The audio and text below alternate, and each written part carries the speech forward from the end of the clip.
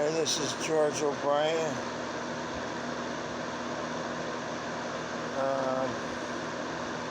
You see myself in the camera, I'm really looking older.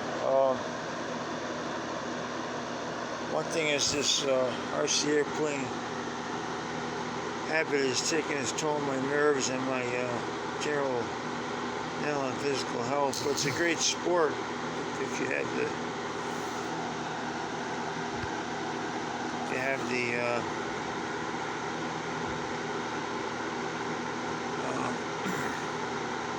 constitution for it, whatever the word is for it.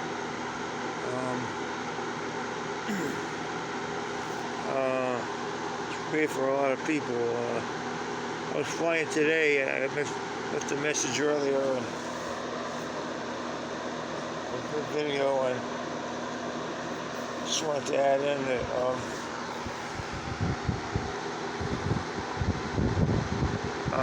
I don't know quite what happened. I waited till the sun came up, or it was almost all the way up, and it flew.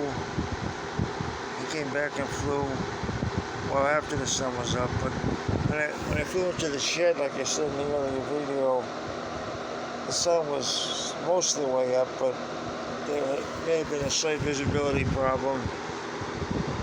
When I got in the distance, it got down below the tree level, and I couldn't see because it just blended in with the background, and I cut back on the throttle.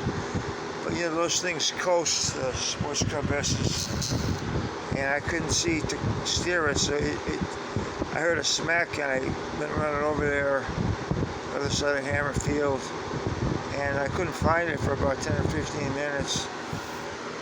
When I started to get desperate, so I started indexing the throttle to try to hear the motor, and I did hear it, and I went by the sound, and I found it right next to a shed, so it must have run into the shed, and it didn't seem to do any damage. The motor seems like it's still, solidly stuck, built into the structure. A lot of times when you nose dive those things, they're banging into something, it loosens the motor mount up a little bit, but that doesn't seem to happen. But the thing is, I get so obsessed about flying them, I can't wait till the sun's perfect in the morning. I get nervous and anxious. But I kept flying. I flew it back over to where I was flying from, walked with it and kind of flew over my head. And I flew around some more. I was working on my knife edges and some rolls, and I wasn't doing well with either one, so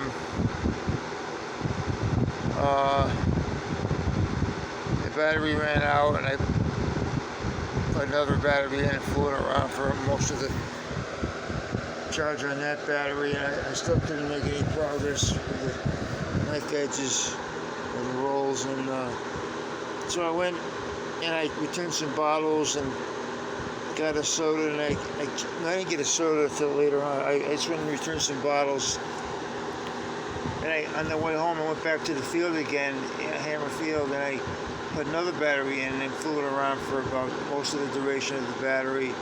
And I was still working on the knife edges and the rolls because I thought that's what I needed to concentrate on. I wasn't making any progress, so I just flew it around for a minute or two, in the switching back and forth between the advanced mode and the safe mode, not really following any patterns or anything, just kind of trying to keep it in the air and keep it from flying away. Wind had picked up, and there was a tendency to fly off in the distance, so I kept trying to keep it over me. And I feel as though after having the first minor crash into the shed, it's like it's broken in now, even though it didn't get damaged. I don't feel so neurotic about not crashing it because it's over with. I tried all the stunts I can work on, so that's behind me, and I can just fly in a relaxed way without obsessing about it. I'm only going to fly once or twice a week, if that much, because I feel like I can just kind of chill out about it now. So maybe the obsession is over with this. I hope it is. But either that or I'm gonna try to give it up again. I'm still trying to work it. Said I was going to work it, but that's where I left off with it. And I could just relax. I gotta get some sleep tonight. Because why a stupid model airplane would drive me crazy. And as far as the building the model is concerned, I still feel the same way. Because ideally, I would have built a model with balsa wood, roofs and spars, and tissue paper or monocoat. But the one I built with monocoat was more like sheet balsa wood, not really like a framework. But I never really did that. But at this point, if I started when I was younger, maybe I could have fit one in or more than one. But now, even though it's not evident while I'm talking on the phone, I do have a lot of Parkinson's, especially when I try to do delicate work. And I don't think that's something I want to bite off, or something I can chew or not. But I really don't think I think there's too much to take on, because I can't give things up. I have to finish things, and I would obsess about it to the point of bad health. And like I did with the one from Minimum RC, which was a fairly simple kit, but I kept working on it until my hand started shaking so much I actually broke the model in half. And I don't want to go through that again. So, and that was an easy one, comparatively. None of them are easy, if you ask me. But, the grief and aggravation is not worth it. Like I was saying, when I was at Honeywell, I used to get uptight when I was finishing a project, if someone was bugging me. I snap at them, and say things that I shouldn't have said. And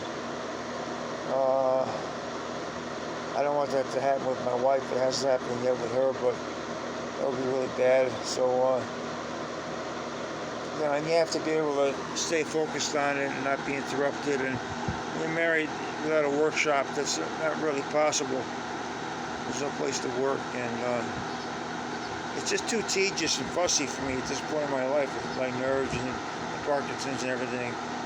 I'll be honest with you, my main diagnosis is schizophrenia, and that makes my nerves really shot to begin with. So this nitpicking, fussy project of balsa wood and tissue paper is just not going to happen, even though I feel as though that would be the ultimate experience for an RC enthusiast. I don't feel it's something I should take on. That's the honest to God's truth about it. Have a good day. I'll talk to you next time. God bless you. Bye.